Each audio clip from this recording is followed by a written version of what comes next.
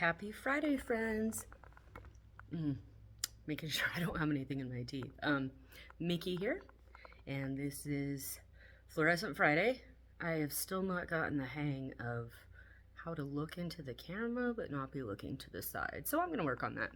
At any rate, I did just want to say hi real quick, and then I'm going to turn it over. I'm going to show you a wide array of Septarian concretions, aka Septarian nodules, from Manifest Ranch, and you'll be able to see them in a couple different lighting conditions, because that's actually a really big deal, which we will get to in gemology, and kind of give you an idea of what they look like in light. More of a warm tone light, and then kind of in more LED sort of lighting situation, and then turn the lights off and see what colors they fluoresce, how vividly they fluoresce. Do any of them phosphorus? So that should be pretty fun. I have another batch from newer specimens I've found, which aren't Septarian nodules. There are some sandstone concretions and some other beautiful formations that tend to have gray, yellow sort of colors, I guess, and white. Those would be the main schemes. So that will be the second part of Fluorescent Friday, where you will actually see some live video of fluorescent rocks rather than just the picture reels. So without further ado, let's get on with it. Okay, so here's what we will be looking at fluorescence on. Okay, let's see if I can zoom in a little better. These so far are all Septarian nodules from different areas on the property, and so some of these, as you can see, are like this one right here is just a piece of it, because as they roll down the hill, they naturally crack, and sometimes they naturally crack into very cool shapes, like this one and this guy here. In fact, let's see if I can swing him around. Yeah, see? Very cool, huh? Yeah, very cool. What else? So, okay, this one here, I mean, just has so many different sides, and let me check that out. It's so cool. These are some newer ones. That's a little guy.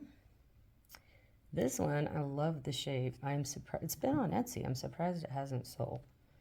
I just don't think the pictures were right. So that's a very cool shape. Over here we've got some other pieces. I love this one. See the gemmy crystal. And as I move it around, you can see the fluorite, which is very cool.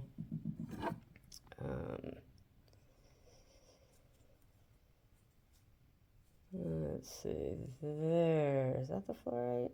Yeah, right there. And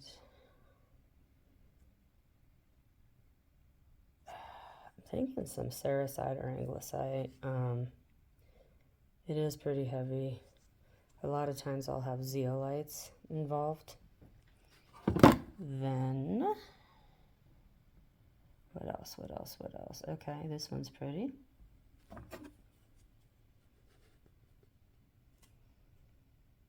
Real pearly luster. This almost makes it look like it was a marine creature, which the property was under the ocean.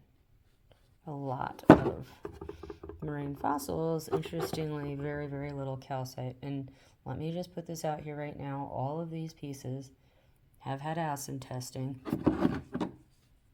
and I mean, the crystals are not calcite. So I know everyone's going to think they are, but they're not. I am a certified gemologist, so I kind of know what I'm doing when it comes to crystals. And what I do is when you find, one of these, whether it's a vein or septarians, look at that. I always look around for smaller pieces to do the destructive testing on. Hardness, streak, acid. However, these have all soaked in commercial grade vinegar that is so strong that it's poisonous. I mean, it is the real deal. So we are left with other crystals. Very gemmy. This one's very cool under fluorescence. Let's see, we got this guy. Oh, I already did that one. Okay. Oh, what else? I've got... Oh, this one's kind of neat. This one's just kind of more blocky and different angles. What I like about this one is the green. It's very cool. Just a lot of different colors.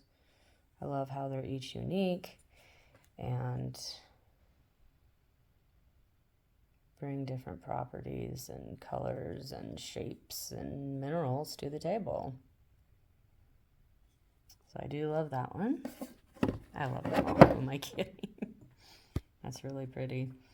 This guy here is interesting. I don't know, it almost looks like the skin of something. And you turn it over and see it's just a mold from a Septarian, but I kind of like the orange, probably jarosite, not limonite. Again, I've done streak testing and the whole 9 yards. I even will isolate crystals and do specific gravity. I look under a microscope. I really, really love optical properties. So I look at crystal shapes, striations, twinning, and inclusions. That's something you learn a lot about in gemology. And pleochrysm. Do the colors change from different angles? Color change. Do the colors change under different light sources? So that type of thing. I do all that. And this guy, I was scratching on, as you can see, the other day in the park. I kind of wish I hadn't. I really wish I hadn't. So, anyway, these are what we're going to look at under UV light now. Cool. I like this one. This one, I believe, is phosphorescent. Oh, yeah, look at that green. That's very cool. Most of that sort of sky blue color is phosphorescent. Now, look at these. These are my newer pieces. And as you can see, sorry, that box has some red in it. So the inside crystals are kind of a blue lavender, a little pink. So that's calcite, and I do believe some adeluria, or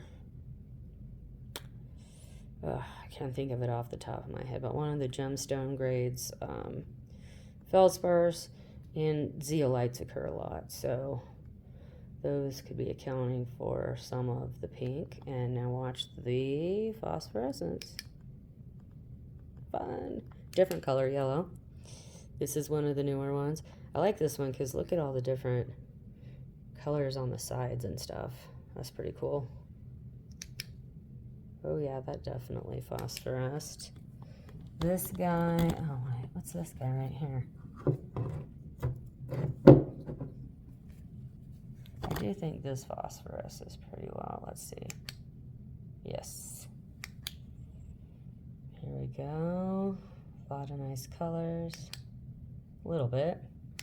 So these specimens, these ones don't phosphoresce as much. These are from the first creek, Crystal Creek, and these are some of the first specimens I collected back when I could do that. So interestingly, they don't phosphoresce. You will see some of these pink crystals. Oh, that one didn't do it, but watch here, you might see it. So when I turn off the light, did you see that red flash?